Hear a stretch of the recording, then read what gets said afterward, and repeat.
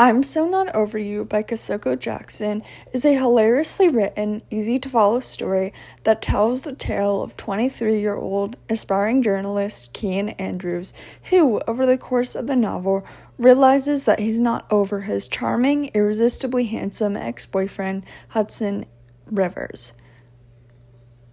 The story starts when, months after their breakup, Hudson texts Kian out of the blue asking him to meet up with him at a cafe. At first, Kian is understandably conflicted about this, but agrees to meet Hudson anyway, eager to see what he wants.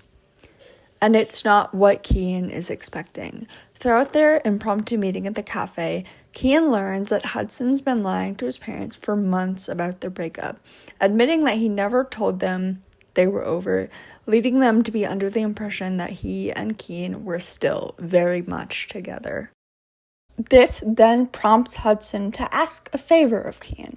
to pretend to be his boyfriend while his parents are in town, which Kian reluctantly agrees to, hoping he wouldn't have to put on the act for very long.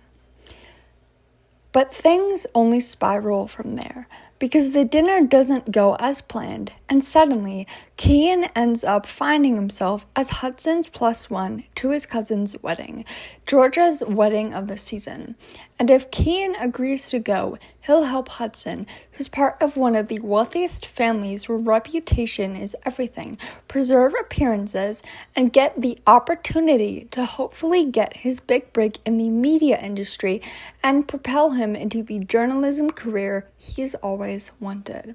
However, Kian and Hudson's fake relationship seems like it might just be more than that,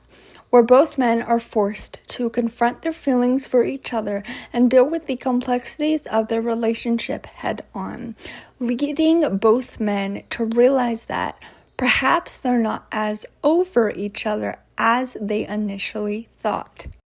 Overall, I really enjoyed this book, and what made it a pleasurable reading experience for me was not only the hilarious voice of the narrator, Kian, but also how believable I genuinely found Kian and Hudson's chemistry and relationship with one another.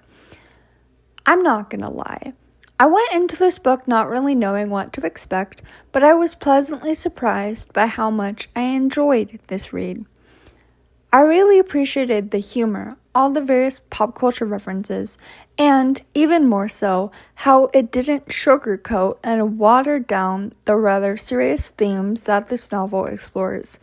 Because if there's one thing about me,